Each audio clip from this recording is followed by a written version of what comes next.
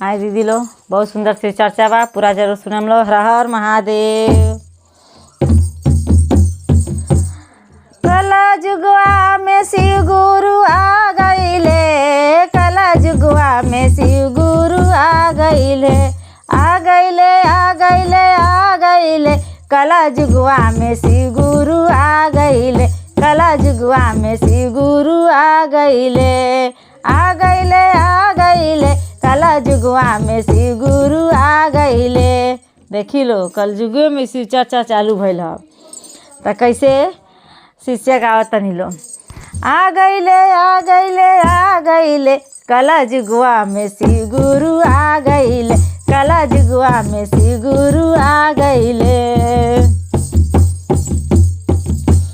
भैया हरिंदर जब गहरैले, भैया हरिंदर जब गहरैले, जब गहरैले हो जब गहरैले,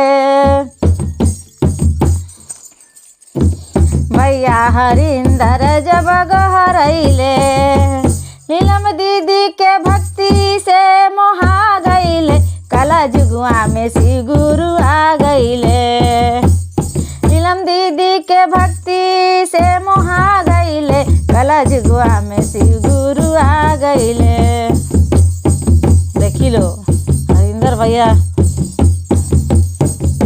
गोहरैले, नीलम दीदी कितना भक्ति कैली कि शिव गुरु मोहा गईनी।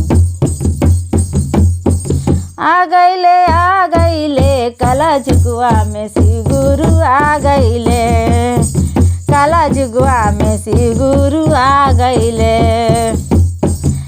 देश में चर्चा कैले हरिंदर भैया, देश में चर्चा कैले हरिंदर भैया, चर्चा करे के सिखा गईले, आ गईले कला जुगवा में शिव गुरु आ गईले, कला जुगवा में शिव गुरु आ गईले। देखी लो कैसे सिखौनी लो, पहिला में चर्चा करिए दूजे, पहिला में चर्चा करिए दूजे उहे सिखैले, पहिला में चर्चा करिए दूजे उहे सिखैले, जाप नाम शिव के करा गईले, अरे जाप नाम शिव के करा गईले, कला जुगवा में शिव गुरु आ गईले, कला जुगवा में शिव गुरु आ गईले। देखी लो, जाप नाम करे के, चर्चा करे के आ कैसे कैसे सिखावत तनी लो। पहिला में दया करिए दूसरा में चर्चा, पहिला में दया करिए दूसरा में चर्चा, तीसरा में नमन प्रणाम सिखा गईले, तीसरा में नमन प्रणाम सिखा गईले, आ गईले आ गईले आ गईले, कला जुगवा में शिव गुरु आ गईले, कला जुगवा में शिव गुरु आ गईले।